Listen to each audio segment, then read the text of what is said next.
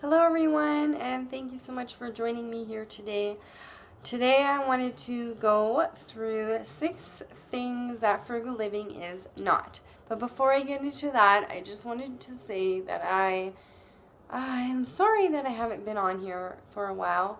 I wanted to thank all of you who have been praying and keeping Cleo in your thoughts and prayers, but as of last Wednesday, May 29th, she is no longer with us. She passed away in my arms at 7:30 in the morning, and yeah, so it's been a rough week for me, and on top of that, a few other life-altering, changing things have happened. So I won't get into everything, but I just want to let you know that I appreciated all your kind words and thoughts and prayers and everything. So without further ado, let's get started. The first thing that frugal living is not, it is not being cheap. A lot of people think that frugal people are cheap. I, for one, have been called cheap many times.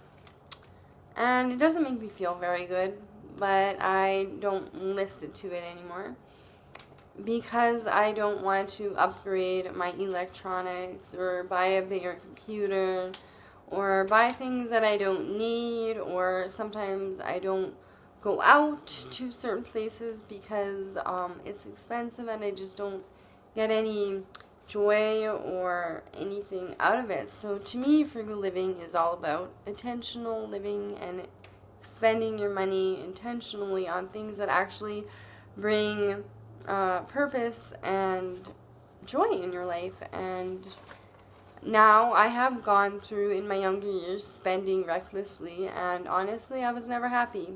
And now that I've stopped doing that, I am a lot more happy, and I find more joy out of what I already have and the people around me. And yeah, so definitely frugal living is absolutely not being cheap. Number 2, frugal living is definitely not stealing. I know a lot of people think, and it's been on like all those extreme frugal living shows where people take toilet paper from public restrooms, or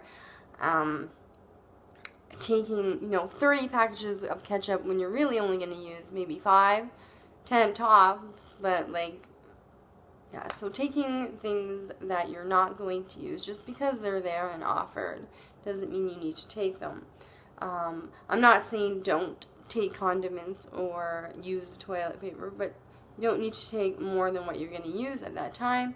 And definitely, if you're going to a hotel, do use the amenities, but don't take like those little soaps and such. Yes, absolutely take those things if you're going to use them. If you're not going to use them, then just tell them you don't want them.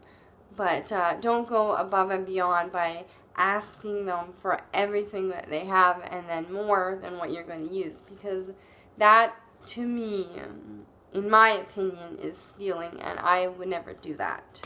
So I don't think that is frugal living. That is a little bit more than frugal living, and that includes downloading illegal music or movies. I don't do that either. If I want music, I will stream free music on YouTube. There are so many ways you can get things for free legally that you shouldn't have to do it illegally. Number 3, it is not hoarding. This one is kind of touchy because I feel like a lot of times as a frugal person, I feel the need to hang on to things that I might use in the future. And yes, absolutely, I do this, but to an extent. I don't fill my house to the top where I can't even walk, or if I open my cupboards, things are falling out. I only keep, maybe like what I know I absolutely am going to use. And every so once in a while, I go through everything, and if I am like, you know what, I just have too much, I get rid of it either by recycling, or I ask other people if they will use it, or I find ways to use them instead of keep collecting. Or also another way is to try and stop bringing over excess things into your home. For an example, if you have a ton of bread bags, try and start making your own bread so that you don't need to buy bread in a bag. And then that, or you can even go to the bakery and buy it bagless and just put it in your own bag, bring it home that way. There's so many ways that you can try avoiding getting more and more stuff in your house. Number 4. Frugal living is not boring. I know a lot of people think that, oh, you can't do anything because, you know, you can't spend any money. But I will tell you right now, since I started living frugally, I am never bored. I always have something to do, because you just can't sit around doing nothing if you're frugal. And I think that's what people get confused about. When you're frugal, you have lots of things to do, so that your time is always taken up with something, and you're always finding free things to do, or just, you know, enjoying people in your life. And there are so many free activities out there, and just things that you can do that won't cost you any money. It just is not going out every single day, eating out and shopping, and, you know, going on $2,000 vacations every other month. It is more, again, back to the intentional living. Everything that you do and spend money on is more with a purpose and the intention, and only on things that you're going to enjoy. Number 5, it is not about deprivation. It's more about delayed gratification. And what I mean by this is that, again, along with the boring part, a lot of people think that as a frugal person, we deprive ourselves of things that everybody should have. But I guess everybody's needs and wants are different. So what I need and what I want is totally different from somebody else. So I never feel deprived anymore, because there's so many things that I had before that I really realized that I never needed in the first place. And if there's something that I really, really, really want, I will hold off and I will save up the money for it, and then I will go and do it if I decide that it is something that I really want. A lot of times that want will kind of just fade away, and it will be like, well, I didn't really want it after all. So, and then when I do finally get something, or get to go somewhere and do something, I enjoy it so much more than constantly busying myself with, you know, spending money and then worrying about how I'm going to pay for it after. This way I can actually go or have something knowing that there's no strings attached. It's all just there, and I can enjoy the moment. And number 6, frugal living is not for people who live in poverty.